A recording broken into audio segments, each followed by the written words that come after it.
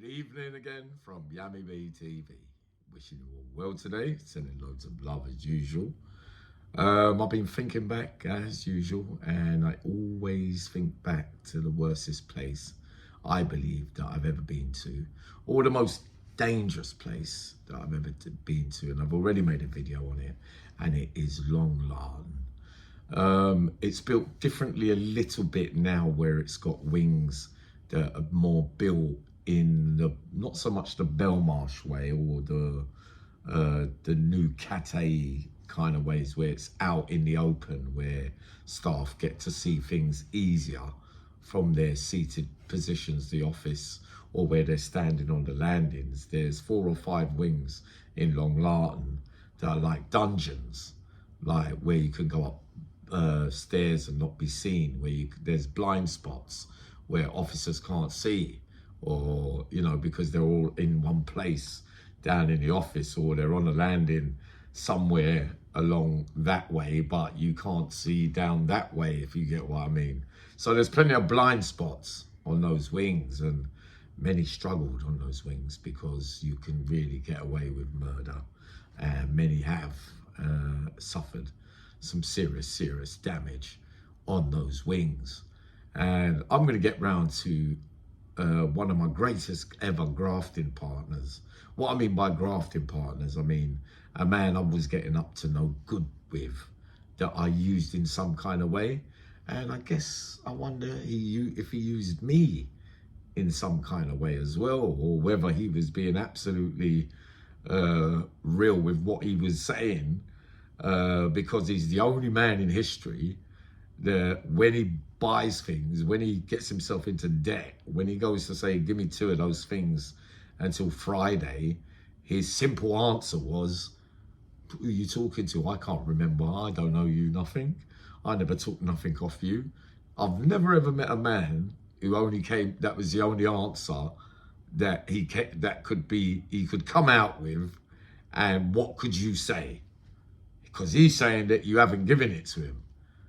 So I used to get some quiet chuckles over this geezer. His name was John Bradley, or Dennis Bradley, but he's a lifer. He's from Yorkshire, Leeds, Sheffield, around that way.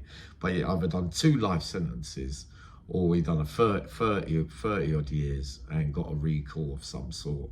But he'd been around the CatAs for years and years and years and years. So he was in his 60s, possibly 70s, and on the odd occasion he was tested by younger men and pulled out his tool and used it.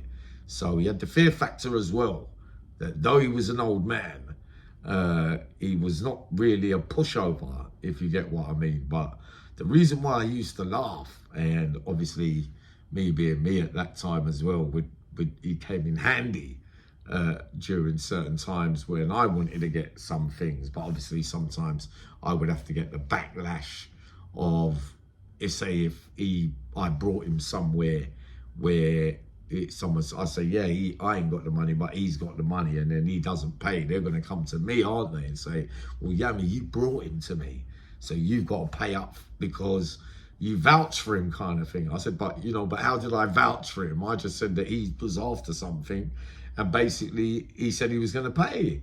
And when it came to canteen day, and everybody was asking for their things off him, and he was saying, who are you talking to?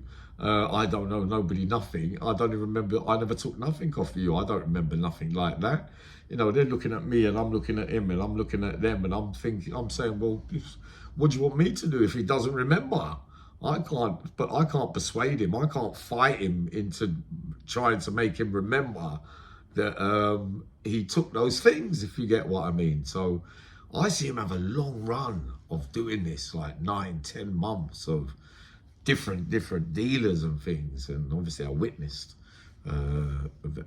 allegedly a stabbing in the recess during my time there. So that they said that he done, but I don't know, I wasn't there. But that's what they said. So like I said, he had the fear factor, but he wasn't a pushover. But they tried to bully him a little bit into, well, I want my things, mate. You took them off me, and I'm trying to show you. And he's still not having a bar of it. Now, the funniest one as well, just to go along with it all, is like when it comes to all right, it's not so much a debt. You're holding ooch for, drinkers. And, you hold that for me and we could squash that debt, or you hold this for me, and I'll give you a couple of bags for it. All right. He holds the drink for them. And they give him a couple of things up front. And they say, when a drink's done after 3 or 4 days, you get another couple. But one of those days, he drank all the drink at night. And the next day or the next morning, when they come to check on the loosening of the bottles and making sure that it was on the radiators, it was heated properly, they went there and the bottles weren't there. And they were saying to him, what's happened to the bottles, John? Where's the alcohol? And again, I don't know what you're talking about. You never gave me nothing. And, he'd call me and say, Yami, they're saying that I took blah, blah, blah, blah, blah. And I know it's quite funny, isn't it? Because what do you say when a man says, I don't remember taking anything off you? I used to find him funny. So it got to that stage where obviously honestly, you have to be honest, that I would use him sometimes to go and get things. And then when the canny day comes, I would face the music and say, all right, it was me that brought him. I'll sort out in a different way of getting the money back to you, because I can't pay you the money. Me being direct and honest and straight. Well, yeah, me ain't gonna listen to you no more when you bring people to me, blah, blah, blah, blah, blah. But what I used to like is then he could do all that for 9 months, and he's an old man. Remember that as well, So you wouldn't take liberties with him, but yet some of the blokes that he hanged around with, or other partners that joined up with the grafting game, seeing the way that I do it, seeing the way, remember I told you about the urine one where a man was forced to drink this and that and all that, and they were all trying to do it the way that I do it, and you didn't have the luck of, say, that I had, or you never had the skills to swerve getting a beating or getting stabbed or, getting more hurt. Really, I should have got hurt many more times. We know this already. But yet you couldn't do nothing to John Bradley, but these other guys, you could do something to. Now, if you're going to run up a debt, a 200, 300, 400 pound debt with one of the biggest faces on the wing, and you're going to keep promising because you got some compensation coming, and they're saying to you, yeah, any day it goes straight into your private cash, but it goes into your spends, not into your private cash. This is what he's telling people, and this is a well-known face as well, and I often feel a bit gutted about this one as well. So the money hasn't gone into his spends where you can spend it on your canteen sheet. They've put the money into the private, into his normal money that he could spend his £20 a week or whatever, but he has to do it week by week. But he'd promised the guy, the big man, that he could pay it off all in one go. So he kept taking things. And he's a friend of mine. But the big man's a friend of mine. And I'm not going to go against the big man for you. And plus, you've got to be fair, being the greedy bastard that I was. I wasn't getting anything out of it either. You were smoking all them things yourself. But many times along those years, especially in Lartin, many names, when you go to work and you're in the workshops and you got the Rule 43 wings, the protection wings, where they get let out before we go back to the wings, if you like, at 4 o'clock or 4:30, and you can stand at the gate and watch them as they're leaving their work areas to go back to the beastie wings, if you like, the nonsense wings. And many faces along those years that were grafting partners for me, or, men that were of good standing that, put up battles along the way and professed to be, gangsters or hardened criminals that could accept anything. Like John Bradley's blatantly saying, I can't remember paying you, simple as that. And I'm not paying because I didn't have it, basically. What was he having me on? Or did I believe? Did I really believe? There was an adjudication once with prison staff, and I remember he got nicked with something, but he admitted to it, and I was thinking, well, you remember that? So I don't know whether it was just one of those ploys that he had, or there's some condition where you can generally forget that you owe somebody something. You see what I mean? So I never got the answers for it. But what I'm trying to say is, I used to look through the gate when I used to watch the nonces wing or the beast wings going back to their wings through the gates of my workshops and the normal location workshop workers, and I used to see many of those faces, and one that I described, and one of those that I described, and 3 or 4 or 5, one big name from London, big name from Leeds, big name from Birmingham, and they're walking with, you know, the worstest of the worstest kind of criminals, if you like. You see what I mean? You're now on those wings. And then when I used to stare at them through the gate, I wouldn't go start girring them or booing them or doing that kind of stuff.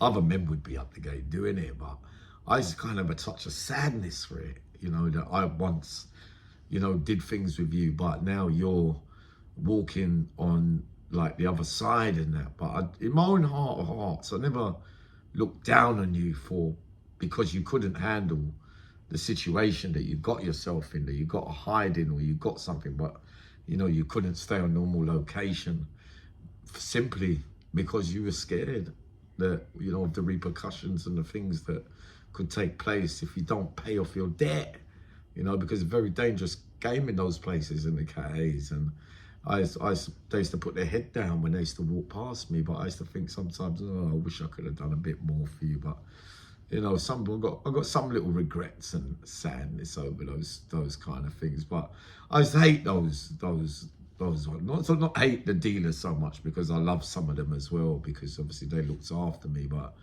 you know, you got one rule for one, where you would damage somebody else, but you wouldn't do it to another man who's done the same kind of thing to you, and he's blatantly telling you that he's forgotten that he owes you. But a man who's putting moves like me in different kind of areas, you serve him up or you do something bad and he can't come back on normal location again, and you see him years later, like I have done in probably the bees, or do they ever go back on normal location? Some of them, after leaving long lartin A's, do you go back on normal location, say at Full Sutton or Whitemore? And there are, yeah, there were some household names, sorry, yeah, some big names that went on protection in one CatA, but then came back on normal location on another CatA. And, you know, it was, yeah, but you was on Rule 43 in that prison. And then it, you know, the talk follows you around, and you can't be, but you're carrying feelings that they've got that over you, because at that particular time you felt weak during that period in that prison, but now you're feeling strong enough now again. Now, you never kick a man. That's what I say. Like, a man could be down and weak, like we know, one time, and on the next time he could really become a real animal. Like, I was another story that I've never ever brought out, of a guy from South London called Richie, well-known geezer as well, doing 18 years, and he went to have a fight with another geezer from West London, and we went into the recess on the falls in Lartin, and they went to have the fight. But in the physicality side of such things, I would be expecting Richie to win this fight, because I know that he could fight. But when the man went to draw his hand into his pocket, he fainted on the floor, like he just kind of passed out, and everyone kind of stopped it and blah, blah, blah. But then a couple of months further down the line, he leaves that jail and then goes to another jail and fights one of the biggest names, apparently. Well, it did happen, but a big name, apparently, who doesn't lose many fights, who can have a row, who's won most of his fights in thing. He tries it with him the way that the other guy tried it with him, but he puts him to bed. The one that fainted against the other guy. Do you see what I mean? But on this day, he's gone on one-on-one with him, but he didn't have his one in front. I think he headbutted him 3 times and laid him down. And so it's always the same. Like, I think sometimes you can be weak and still you respond, and you must never write a man off. We've gone through that before, but the funniest one I reckon that I've ever come across for getting out of a debt would be that one there that I don't remember you giving me anything, because I don't think there's any answer to it, if you get what I mean. I might be up with a bedtime story, see how I feel. Sending loads of love to you.